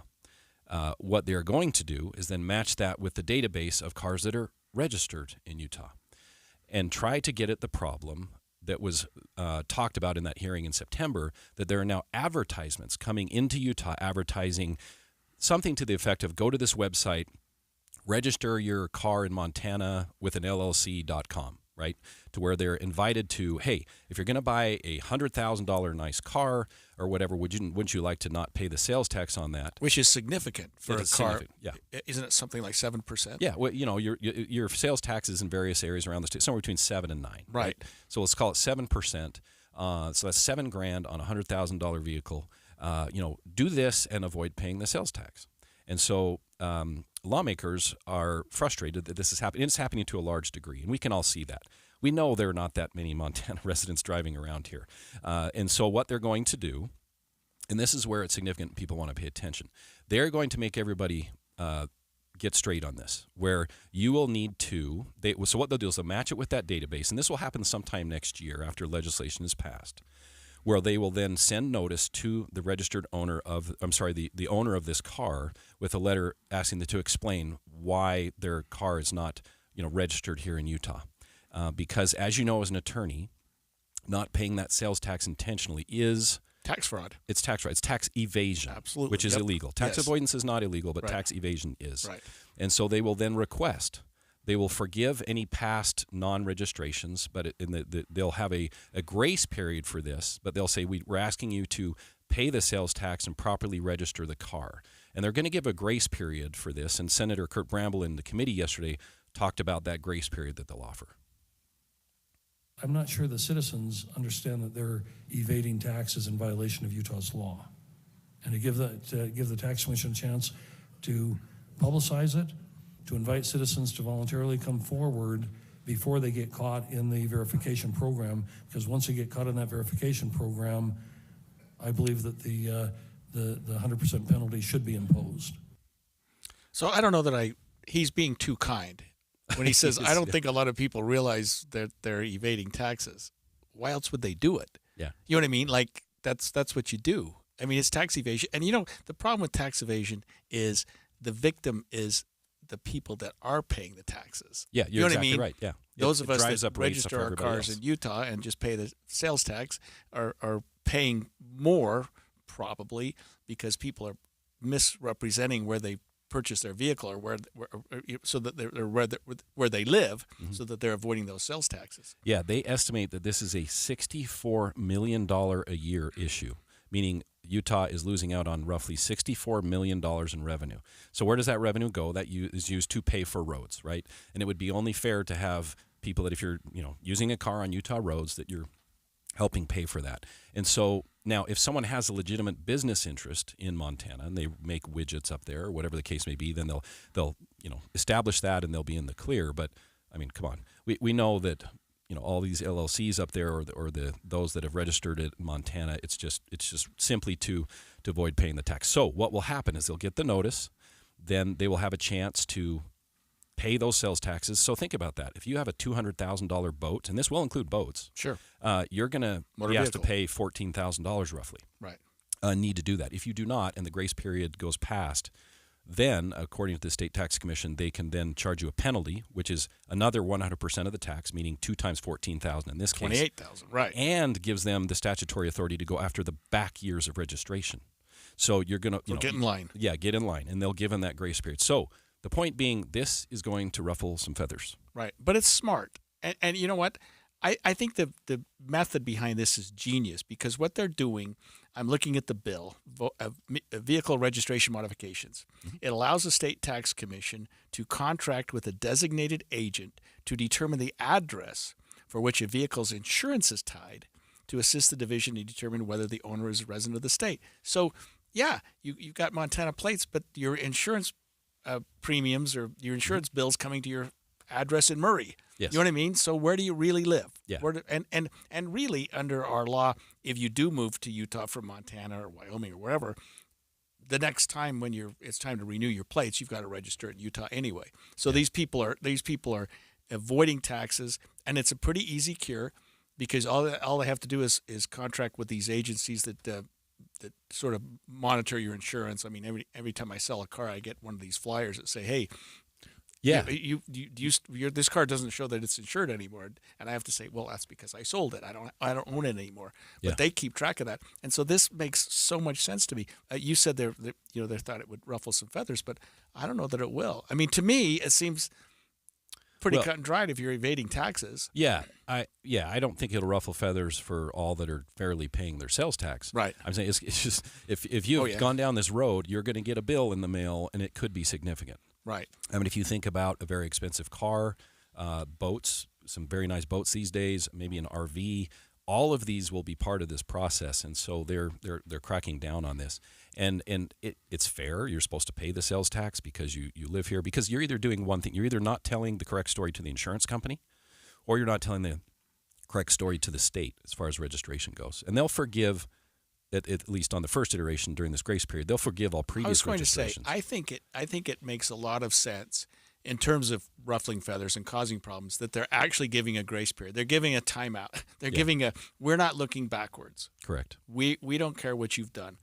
But moving forward, you've got to get your vehicle registration in line. You've got to pay your sales taxes as appropriate. And we won't care that you didn't pay it for years and years and years and years. But from now on, you're going to toe the line. You're going to do it right. Yeah, and if the grace period passes and you don't do anything, then they can come back and really really, come after the tax times 2, plus previous year's registration. That can add up. So that's going to be an interesting process for a lot of people. So hope everybody heard that. You're going to want to pay attention if you're in that situation. All right. It makes sense. I think it's a good idea. I like this bill. Whoever thought this one up was we don't have a sponsor yet. It's a committee bill. Will soon go forward to the floor. Right. All right, remember, if you miss out on any of our shows or you love a particular segment so much you want to hear it again, you can find our full shows and individual segments posted online after each show. You can find us on kslpodcast.com or wherever you get your podcasts. Just search for Inside Sources. All right, in our final segment today on Inside Sources, we're going to take a look at the court cases President-elect Donald Trump is involved in. Are they still going forward? We've got our legal expert here right after the break. This holiday season, Capital One reminds you to give yourself the gift of 1.5% cash back with the Capital One Quicksilver Card. Can I earn 1.5% cash back on birds? Birds? What if you sent your true love 2 turtle doves plus a partridge in a pear tree? Sure, but why would anyone want that? The song was very convincing. Earn 1.5% cash back on all your holiday purchases with the Capital One Quicksilver Card. What's in your wallet? Terms apply. See CapitalOne.com for details. Drivers who switch and save with Progressive could save hundreds, which could be life-changing. I mean, you could put that money towards concert tickets for your daughter to see that singer who sings about painful breakups. And one song will inspire your little beauty to break up with that beast she's dating, Brian. Instead, she'll date someone who's nice and worthy of her love, not someone who addresses you and your spouse as, bro. And it's all because you could save money switching at Progressive.com. Progressive Casualty Insurance Company and affiliates, not available in all states. Mommy, want to play a game with me and Dad? Mommy's not feeling good. You need to vaporize that cold. Vaporize? Yeah, with Dayquil VapoCool. It's Dayquil plus a rush of Vicks vapors. Whoa. Come on, honey. Let's let Mommy rest. You guys are amazing. And so is Dayquil VapoCool. Dayquil VapoCool, the vaporizing daytime coughing, aching, fever, power through your day medicine. And to vaporize sore throat pain, try Vicks VapoCool drops. Use as directed. Keep out of reach of children. So this new dose is... nope, that's not it. The price is nowhere to be found. Mr. Green? Hi, it's all good. We've got this. This is not just help from a Walgreens pharmacist. Oh, new prescriptions. Cool. Let me check to see if these are the lowest cost options covered by your Medicare plan. Oh, that's great. Thank you. This is someone supporting you every step of the way. Chat with a pharmacist today to find help saving. This is the human kind of help. Walgreens. How was your drive to school? Let me tell you, I had to get my iced coffee first. I just can't seem to put it down. My favorite rapper just announced a tour. My phone was buzzing like crazy. I'm so excited. I had to text all my friends right then to talk about it. Then, someone started calling me and... Let's try that again. I turned my phone off right away. I never drive distracted. Visit StopTextStopWrecks.org. A message brought to you by the National Highway Traffic Safety Administration, Project Yellow Light, and the Ad Council. Hey, can you blow up some balloons for Jack's party? I can't. I'm so congested. You need Sinex Saline from Vicks. Sinex Saline Nasal Spray? Yeah, just Sinex. Breathe. Sinex Saline instantly clears everyday congestion associated with colds and year-round allergies with a gentle, ultra-fine mist that's no mess and easy to control. Daddy, we need more balloons. On it. Enjoy life's important moments without congestion. Try Sinex Saline from Vicks. Just Sinex. Breathe. Use as directed. Healthcare with human kindness is here. It's at Common Spirit Health. Hospitals, clinics, and caregivers all connected to advance healthcare in Colorado, Kansas, and Utah. Together, we have a common purpose, partnering with you in health and healing using powerful medicine, powerful technology, and the greatest power of all, human kindness. You'll know it when you see it, because human kindness is in every care site and in every caregiver. Common Spirit Health. Hello, human kindness. 5 Utah teens killed in 6 months by other students as young as 15. I just miss him so much. I'm KSL investigator Courtney Johns, and we're taking a look at teen violence trends and what we know can make a difference. It's better to stop a habit rather than having to break a habit years later. KSL investigates the rise of teen violence tonight at 10. Need to replace your Social Security card? In most states, you can request one online with a My Social Security account. A My Social Security account gives you secure access to your personal earnings history and benefit status. You can also get a proof of income letter, estimate and apply for benefits, and more. Save time. Go online. Open a My Social Security account at ssa.gov/myaccount. Social Security. Securing today and tomorrow. Produced at U.S. taxpayer expense. Sure, humans can be a little weird at times, but take it from me, I'm a dog. And a person is about the best thing that can happen to a shelter pet. So if you want to learn how you can be that person, get down to your local pet shelter or visit theshelterpetproject.org. Brought to you by the Ad Council. With the 3 things you need to know this hour, I'm Dan Bomas. First, a legislative committee has approved a bill that could make it illegal to disclose whether a voter sent in their ballot by mail. But the Utah County Clerk says that's public information. Second, anti-personnel landmines are part of a new U.S. aid package for Ukraine. Third, former Congressman Matt Gaetz says his nomination for Attorney General is becoming a distraction, and that's why he withdrew his name. 55 degrees, mostly cloudy in Salt Lake City. And back to Inside Sources on KSL News Radio. Inside Sources. Inside Sources on KSL News Radio. And you're back with us on Inside Sources. I'm Greg Skordas alongside Rusty Cannon. You know, Rusty, 2 years ago, Donald Trump, former president at the time, Donald Trump, was facing 4 indictments from 4 different jurisdictions, all of which were felonies and all of which were serious felonies. Fast forward to today, we don't know where any of those sit. So just to walk our listeners through those a little bit, there were 2 federal indictments and 2 state ones. Okay. The federal indictments were prosecuted by Special Counsel Jack Smith because Merrick Garland, our United States attorney, said, I don't want this to look like a political prosecution. I was appointed by Biden. Trump's claiming this is a Biden hit job. We're going to appoint a special counsel who can do anything he wants. He's not beholden to the U.S. Attorney's Office, and he can do what he wants. So Jack Smith took the cases over. He looked at the classified documents that were found at Trump's estate in Mar-a-Lago and said he shouldn't have had those. He indicts him for that. He looks at the January 6th insurrection, the attack on the Capitol, and said that was an assault on democracy, whatever you want to say, and he indicts Trump for that. Those are federal cases that are moving forward. There were 2 state cases, and the difference is significant between federal and state. I'll explain that in just a minute. The Georgia Attorney General, or District Attorney, I should say, indicted Trump for the election interference case in Georgia. That was Fani Willis, right? Fani Willis, yes. And then the Manhattan District Attorney indicted Trump for 34 counts of falsifying business records in relation to payments made to hush Stormy Daniels through Trump's then lawyer, Michael Cohen, saying, well, he made these look like they were legal bills, but they're really to hush somebody up. That's the only case that ever got to trial as of today. Okay. Maybe the only case that will ever get to trial. So let's talk about the other 3 for just a minute. Okay. 2 of them are federal cases, and people say, well, what's going to happen to the federal cases? Jack Smith is already winding those down. Yeah, well, he's stepping out in January. He's stepping out, and he's not going to pursue those. And you can bet that Trump's appointee at Attorney General, whoever that is, we don't know now because Matt certainly Gaetz not Matt Gaetz, is going to not pursue those at all. There's no way those cases are going to go. So to me, those federal indictments are probably done and probably done forever. Okay. In part because the Attorney General, the United States Attorney, is not going to pursue those, and also because the Supreme Court came down and said, we're going to find that there's a certain level of immunity that a president enjoys that hasn't been enjoyed before for acts that occurred, they call it official acts, that occurred during the course of the presidency. Because we can't have our leaders looking over their shoulder all the time and say, well, if I order this, could I be prosecuted for that?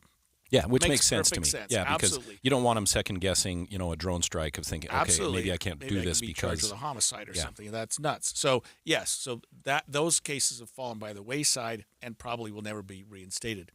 The Georgia case, that case was bungled by the prosecutor. Oh, it was quite the story. Yeah, I mean, talk about she became the story. Yeah, she became the story. I mean, when you're a prosecutor, you don't want to be the focus of the story. I mean, the spotlight's on Trump. Suddenly it's on her because she's having an arguably, allegedly, inappropriate relationship with the person that she brought in as the special prosecutor. So that case is sort of in the mud right now. We don't know where that's going. So is that derailed enough to where it just ends? Well, at this I think point? if you ask her that, she's still pursuing it, but I don't know what's going to happen.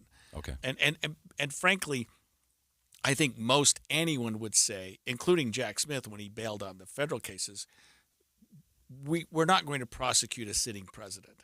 Now, maybe she can say, well, we'll just wait 4 years and then reestablish it, because there's not a statute of limitations problem. Yeah. She filed it within the statute of limitations, so you can wait 4 years. There might be a speedy trial problem, but that's Trump's issue. He can say, no, I want my speedy trial. You know what I mean? He's not going to do that.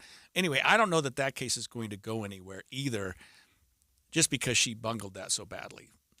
But the case that every legal expert thought was the weakest is the only one that went to trial. And the jury found Trump guilty of 34 out of 34 felony counts. Yeah, this was the one in New York, right? The New York hush money case. So that case goes forward. He's found guilty, and a couple things happen. One, the Supreme Court opinion that we talked about a minute ago that dealt with presidential immunity was handed down. And so the Manhattan District Attorney General's going, what do I do now? You know what I mean? Yeah. Like, because some of those acts, some of those transfers occurred after Trump took office. So those could arguably be during the course and scope of his, they could be official acts. Yeah. I mean, who knows? His lawyers are arguing they're official acts, and because the jury heard about acts that were official and that he should have had immunity for, it tainted their other convictions for the acts that didn't involve him as a president. They occurred while he was running, while he was trying to get elected, because he thought, I can't have this baggage out there. I need to pay this woman off. I mean, that was the argument. Yeah. But second, that case hasn't been sentenced. Trump hasn't been sentenced on that case. So yeah, didn't they push that into December, right? Well, they pushed it to November 26th. Oh, okay. So but that's close. not happening either. Okay. I mean, that prosecutor has said there's no way, and to her credit, the Manhattan prosecutor said, I wouldn't do that to the country. I wouldn't do that to a sitting president. Yeah. We're not going to have a sentencing. And in fact, there's probably little chance that he will be sentenced in the next 4 years. Now, Trump's attorneys are saying, forget the sentencing. The conviction should be thrown out because of the immunity issue. And so they're arguing that it should be thrown out. Of course, the Manhattan district attorneys are saying, well, the conviction still stands. Maybe you toss one or two counts that occurred after he's president and he had that level of immunity, but it still stands. We just won't impose the sentence right now. Yeah. We're going to wait for some period of time before we do that. Yeah. Okay. So if I hear you correctly, then 3 out of 4 essentially done. There's the last one is sentencing, whether that happens now or later or if at all. So let me ask you this. Does the legal aspect of this get pushed around by the political aspect, meaning the fact that he won the popular vote, electoral college, everybody's moving on, just kind of water under the bridge at this point? In that sense, does that make a difference in all this, or is it strictly so? There is a factor. No, but I don't know that there's a problem with that. No, I'm just saying legally, yes, does it have some effect? Oh yeah, if he had lost the election, there'd be a sentencing in a week or two. Okay, there would be. Now, I think his attorneys would still be arguing, wait a minute, the conviction's bad, but they would be appealing that. But that's you don't really appeal a case until after the sentence is imposed. The judge would be imposing sentence, and the federal cases would be scheduled for trial. Everybody stood down, to their credit. The prosecutors did. Mm-hmm. And Trump's attorneys did a very good job of stalling all these cases. And that's what this was all about for the last couple of years, was just stall, see what happens in the election. Of course, a lot of people didn't think he'd be elected because of the cases. Yeah. But he is, and he's now the president of the United States. And I think the justice system, and I know that this sort of flies in the face of the whole separation of powers, the justice system is going, it really would be so upsetting to the ebb and flow of our country to have a sitting president sitting in jail or sitting at defense table and having a jury of 12 looking at him and trying to decide what to do. So, I mean, people just keep asking what's going to happen with these cases, and I think 3 of the 4 are essentially tanked. I don't know what the Georgia case is going to do. She's messed that up beyond description. Yeah. But the 4th one, my guess is there won't be a sentencing. Part of the case will probably be reversed, and then we'll revisit the whole thing come 4 years from now and decide what to do. Well, to their credit, with the prosecutors of standing down, as you put it, in saying, hey, let's not put the country through this. I think that's healthy. It might be frustrating to some, but it seems like that's probably good for now. Rusty, it was fun to be with you again today, and I'll be back again tomorrow. Hopefully we'll have some more interesting breaking news like we did today with Matt Gaetz. I'm sure we will. KSL FM Midvale. KSL Salt Lake City. From the KSL Common Spirit Health Studios, this is KSL News